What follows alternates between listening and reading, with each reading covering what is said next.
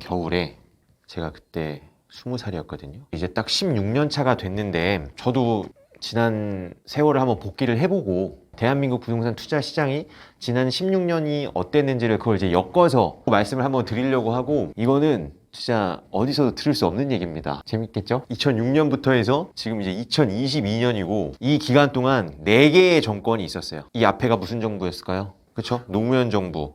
노무현 정부가 2008년은 그 다음 정부라고 치면 2007년까지 이제 참여정부고, 그 다음 이명박 정부 해서 정치 얘기하는 건 아니에요. 이게 2008년부터 13년 초까지지만 실제 와닿는 걸로 따지면은 이제 2012년, 그 다음 박근혜 정부.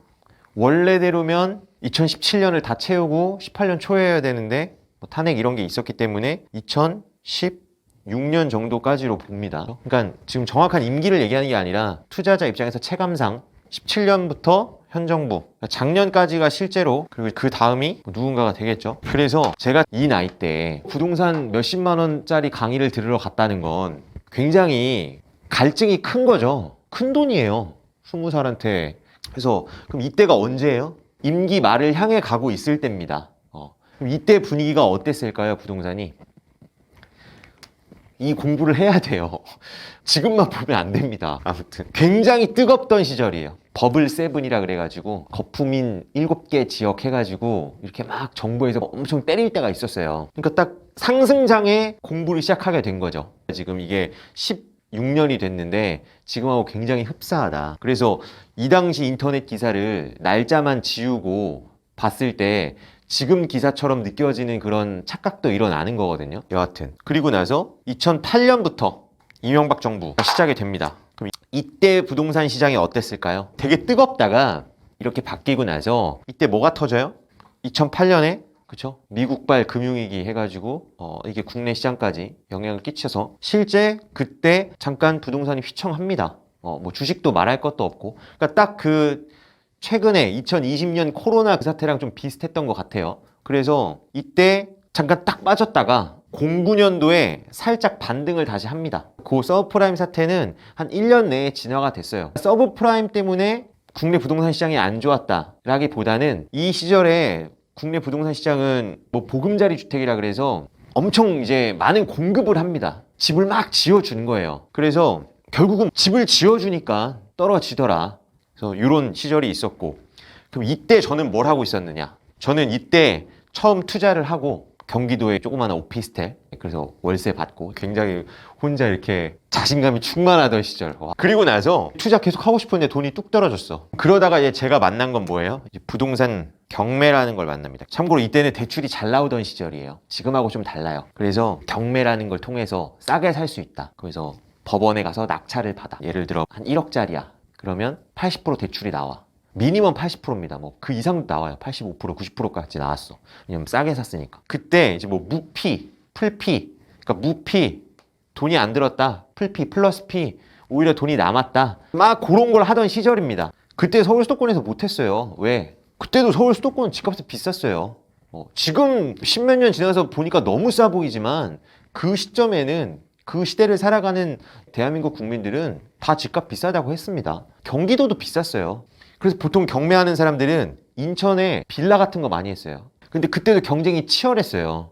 뭐 이때는 막 경쟁이 수월하고 그런 시절이 아니에요. 거기도 치열해요. 그러니까 이제 경쟁을 피해서 저는 저기 밑에 이제 충청도, 거기가 뭐 오를 것 같아서 거기가 좋아서 이런 게 아니라 거기는 경쟁이 좀 덜한 거예요. 아무래도 경매 입찰을 할 때 지방이니까 사람들이 좀 덜 오잖아요.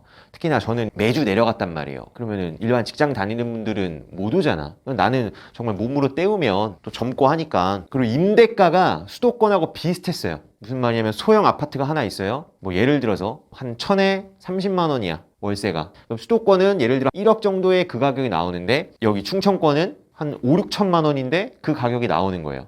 그러니까 훨씬 더 임대 수익률이 좋죠. 그러니까 저는 이때는 항상 월세 투자 그런 거에 빠져 있을 때예요. 그래서 항상 목표가 올해 월세 얼마 만들기 뭐 이런 거 할 때입니다. 서울 수도권은 좀 이제 잠잠해질 때입니다. 그리고 실제로 그때 그래프를 보면 폭락하진 않고, 폭락은 그 버블 세븐 중에 뭐 용인 이런 데 완전 대형 아파트들 고점에 잡으신 분들은 한 50% 가까이 반토막 나기도 했어요. 그게 다시 원상 회복하는데 시간이 굉장히 오래 걸렸지. 그래서 그때 이제 하우스푸어라는 용어가 생겨납니다. 막 그때 다큐 프로그램들에서 하우스푸어여가지고 막 대출이자에 허덕여가지고 막 버는 족족, 월급은 그냥 다 대출이자로 나가고, 근데 집도 안 팔리고, 그래서 부업 알바하고 삶이 너무 쪼들리는 거야. 근데 결과론적으로 그때 어떻게든 그걸 버틴 사람들은 굉장히 고통스러운 기간이었지만 결국은 성과를 봤다. 여하튼 그런 시절이 있었고, 이때 저는 지방을 막 다니면서 경매, 소형권 막 맨날 입찰하고, 그죠? 굉장히 눈물 나는 시절입니다, 이 시절. 이렇게 짧은 영상으로 얘기할 수가 없어요. 월요일 날 딱 내려가요. 월요일 입찰을 하나 해요. 그게 오를지 내릴지 이런 거 몰라. 그냥 시세 얼마 하니까 나 입찰가 얼마 쓴다. 월세 시세는 정확히 조사를 하죠. 그랬을 때 80% 대출 받아서 세팅해서 하면 돈 뭐 거의 안 들고 월세 나온다. 월요일날 한 3시간 걸려서 가죠. 그럼 가서 입찰하고, 낙찰 받으면 그거 명도하러 가고, 낙찰 못 받으면 경매 정보지 뽑아놨던 거. 자, 라떼는 얘기해서 죄송한데 이때는요 스마트폰이 없었어요. 뭐 카톡 이런 거 막 활성화됐던 시기가 아니에요. 그러니까 인터넷이 이렇게 모바일로 되는 시대가 아니에요. 이 시대는 돈 없어서 노트북도 못 사. 그럼 경매 정보지를 집에서 출력해요. 출력을 해서 뽑아가는 거예요. 뭐 로드뷰 이런 거 없었어요. 그냥 경매 정보지에 있는 사진이 있습니다. 조그만한. 그거랑 거기 가서 대조하는 거예요. 그리고 항상 그 당시 투자하던 사람들은 이런 지도책이 있어요. 지도책. 대축척 지도 뭐 그런 거 있죠. 거기에 막 이게 형광펜 칠하고 가서 할 일이 여기가 지금 거기가 맞나? 그렇죠? 그 시절이다. 이때 몇 살이라고요? 21~22살이에요. 그럼 그렇게 하루 종일 임장하고 뭐 어디 초인종 눌렀다가 뭐 욕도 뒤지게 먹고 막 상처도 받고 그러다가 바로 그날 오면 아깝단 말이에요. 왜냐면 충청권이 그 당시만 해도 시골이에요, 시골. 그래서 하루 잡니다. 모텔 같은 데 가서. 지방 모텔 좋겠어요? 혼자 밤에 뭐해? 내일 입찰가 산정하고 있는 거예요. 이거 얼마 쓸까? 혼자. 아무것도 없어. 스마트폰도 없고. 그리고 이제 다음날 화요일 것까지 입찰을 하고 오는 거죠. 그 루틴으로 한 4년 살았습니다. 이 암흑기와 같은 시절. 그렇죠? 그리고 당시에 다음 카페, 이 부동산 재테크 공부의 역사가 있는데 이때는 다음 카페에 경매 카페 이런 게 좀 많았어요. 그래서 여기서 외로우니까 글을 많이 썼어요. 외로울 때 글이 잘 써져. 제가 막 칼럼 쓰고 임장 후기 쓰고 그때 팬 많았습니다. 다들 20대 초반인지 몰랐지. 무슨 중년의 아저씨인 줄 알았어. 그러다 내가 오프라인 정보를 처음 나갔는데 애기가 나타나가지고 사람들이 뒤집어진 적이 있거든요. 이런 시절이 있었고 이때가 이제 08년이잖아요. 초보티를 딱 뗐을 때 다음 경매 카페에 가입을 해서 그때 완전 초불인은 아니에요. 왜냐면 이미 여기서 막 지방을 다니면서 정말 혹독하게 막 트레이닝을 하던 시절이거든요. 그리고 나서 쭉 지납니다. 그때 부동산 시장은 어때요? 서울 수도권은 분위기가 안 좋았어요. 근데 이 시절에 저 아래쪽 부산과 대구, 특히나 부산이 먼저, 부산이 이 시기 때 폭등을 합니다. 이때 서울 수도권은 분위기가 안 좋아요. 그래서 하락론 얘기하는 사람들이 굉장히 신처럼 추앙받던 때예요. 집으로 돈 버는 시대 갔다. 다 집 파세요. 전세 사세요. 뭐 이럴 때예요. 그때 부산은 폭등을 하고 있었습니다. 그래서 당시에 예를 들면 5천만 원짜리 아파트를 전세 4천에서 4,500 끼면 부대 비용으로 한 1,000만 원으로 사서 그게 2년 뒤에 5천만 원짜리가 1억이 돼 있고 그럼 1,000만 원으로 10배 번 거잖아요. 그렇게 하고 있었던 그게 부산이 먼저 옵니다. 그리고 여기에 있던 사람들은 이런 수도권의 사람들처럼 경매해가지고 경락잔금 대출, 담보대출에서 월세 세팅 이런 게 아니라 여기서는 전세 세팅을 하고 있었어요. 이게 지금 우리가 흔히 말하는 갭투자죠, 갭투자. 근데 갭투자라는 용어를 쓸 때는 아니에요. 전세 투자. 갭투자라는 용어는 2015년 이후부터 쓰기 시작합니다. 전세금이 오히려 매매가를 뛰어넘는 또는 전세금이 굉장히 많이 올라서 돈을 회수해. 꼭 팔지 않더라도. 그리고 규제가 없으니까 그거를 막 수십 채 늘리는 거죠. 부산에서 이제 2008년부터 한 턴을 돌렸어. 그러면 그 다음 턴 2년이 지나고 3년차 됐을 때 여기서 한 번 더 돌리던가 아니면 그 사람들이 이제 어디로 가요? 대구로 갑니다. 대구로. 왜냐면 대구가 딱 그 다음 시장이거든요. 요거보다 약간 늦는. 그렇게 해서 또 한 번 또 지났어. 그래서 이제 2014년, 15년이 오는 거예요. 부산 대구 투자들이 볼 때 이제 어디가 싸 보여요? 이 시절 서울 수도권은 하락장이었어요. 분위기가 안 좋았단 말이에요. 근데 전세가는 계속 스물스물 계속 올라와서 갭이 굉장히 붙고 있었고 에너지가 점점 쌓여가고 있는. 그래서 이때부터 이제 고양시에 소형 아파트들이 있습니다. 그거를 여기서 이제 버스를 타고 관광 투자를 하러 옵니다. 그래서 집도 안 보고 그냥 사고 가. 그래서 이 시절 어디만 가면 다 한 얘기가 뭐예요? 부산에서 왔다 갔어. 처음에는 서울 수도권 사람들이 그걸 몰랐어요. 그럼 왜 부산 사람들이 투자를 잘했냐? 약간 부산 분들이 경상도니까 빠른 것도 있지만 성향상 이 시절에 먼저 상승장을 겪었단 말이지. 그러니까 이거 그대로 대입한 거지. 서울 수도권 시장에. 경기권을 많이 했어요. 갭이 정말 붙어 있으니까 1, 2천으로. 서울은 그 정도까지는 아니었거든. 그래서 이때 이제 본격적인 수도권 상승장이 시작하고 수도권 이제 갭 투자장이 열립니다. 그리고 이때까지는 부동산 공부를 다들 어떻게 했어요? 다음 카페 경매 그리고 강사가 한 뒤풀이 3차, 4차 가야 이제 소수만 남아있을 때 뭐 조그마한 힌트 뭐 하나 주는 거야. 그거 들으려고 새벽까지 집에 안 가고 있다. 아무튼 그런 시절이 있었어요. 그래서 이때는 서울 수도권은 경매, 그 안에서 특수 경매 막 이런 거 하고 있었는데 저 밑에서는 난리가 나고 있었다. 근데 저는 사실 밑에서는 그런 일이 벌어지고 있는 걸 몰랐어. 내가 부산에 부동산 투자하러 간다는 상상 자체를 못했어요. 왜? 스마트폰이 없어요. 오픈 채팅방 뭐 이런 것도 없고 유튜브도 없고요. 그냥 다음 카페 거기에 그냥 그런 후기 올라오는 게 다예요. 그리고 절약 카페 어떻게 하면 돈 짠돌이처럼 쓰느냐 뭐 이런 거 공유하고 뭐 그런 시절입니다. 여하튼 수도권 상승장이 와서 부산 대구에서 막 왔대. 그러면서 본격적으로 네이버 블로그, 그래서 부동산 블로거들이 생겨납니다. 이전엔 다음 카페 경매 카페에서 칼럼 그냥 쓰는 거예요. 여기 다음 경매 카페에서 활동해? 그럼 여기 가면 안 돼. 배신이야.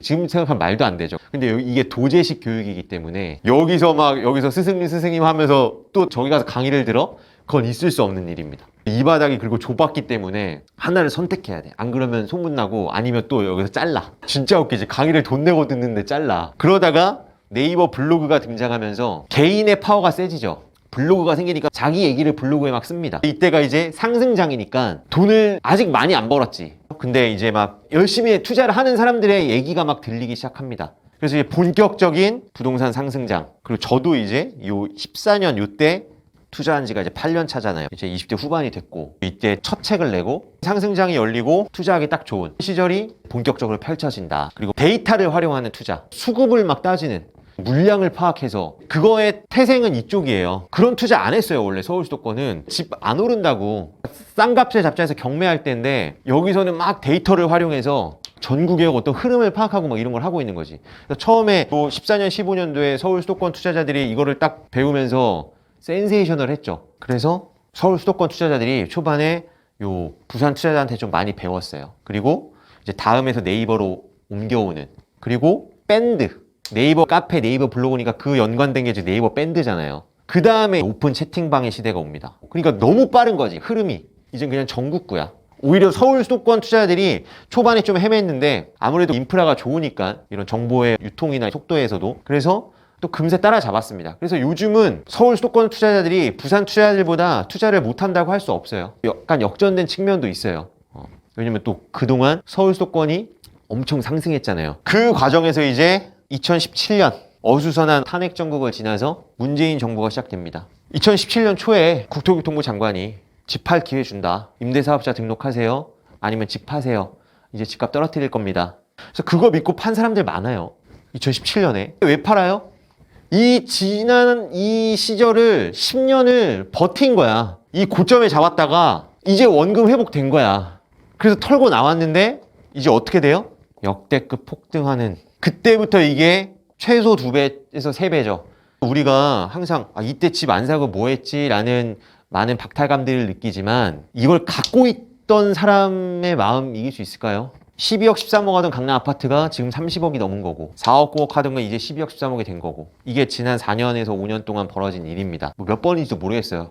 약 30번에 가까운 부동산 정책이 나오면서. 그래서 이때부터 이제 무슨 시대예요? 오픈 채팅방과 유튜브의 시대죠. 그래서 엄청난 폭등을 지나왔고 정말 전례 없는, 저도 이 정도까지 오를 줄은 몰랐습니다. 이때면 그래도 공부한 지가 10년이 넘은 거예요. 그럼 10년 정도 하면 우리가 뭔가를 알 것 같잖아요. 근데 저도 다시 겸손해진 게, 오를 줄은 알았지만 이렇게까지 폭등할 줄은 몰랐습니다. 그건 왜 그래요? 몰아붙이기 그 정책, 뭐 코로나 예상이나 하나요? 이런 시절을 거쳐서 이제 우리는 2022년을 맞이했습니다. 이제 그 다음 정부가 또 들어오는 거예요. 누가 될까요? 예상하기 힘들죠. 그래서 이게 앞으로 또 5년 가겠죠. 16년이잖아요. 시장 참여자로서, 투자자로서 이거를 겪으면 사람이 별로 흥분되지가 않아요. 그러니까 무슨 말이냐면 막 폭등합니다, 폭락합니다, 막 싸우잖아요. 이런 거에 별로 흔들리지 않습니다. 제가 지금 이 영상을 찍은 이유는 또 과거를 한번 정리하는 시간을 또 가져보시고 지금 시작하는 분들께는 또 이런 시절이 있었다. 이런 시절이 있었고 계속 이제 이어지겠죠. 그러니까 부동산 시장이 들쭉날쭉하는 거예요, 계속. 근데 오를 때는 또 영원히 막 폭등해서 정말 지금 아니면 안 될 것 같고 또 내릴 때는 또 영원히 하락할 것 같지만 진짜 세상 무너질 것 같지만 그때 또 엄청난 기회가 오고 그러니까 절대 흔들리지 마시고 전문가들 말에 흔들릴 거 없습니다. 기초부터 차근차근히 쌓아온 사람이 흔들리지 않고 계속해서 우상향 자산을 증식해 가더라. 지금 시작하시는 분들은 너무 어떤 박탈감을 느낀다거나 절대 그런 거 갖지 마시고 기회는 분명히 또 오니 힌트를 얻으셨잖아요. 전국이 계속 같이 올랐다가 같이 떨어졌다가 하지 않아요. 최근 몇 년이 좀 특이했던 거예요. 워낙 돈이 많이 풀리고 하니까. 그래서 오늘의 결론, 흔들리지 말자. 그리고 살아남는 자가 강한 자다.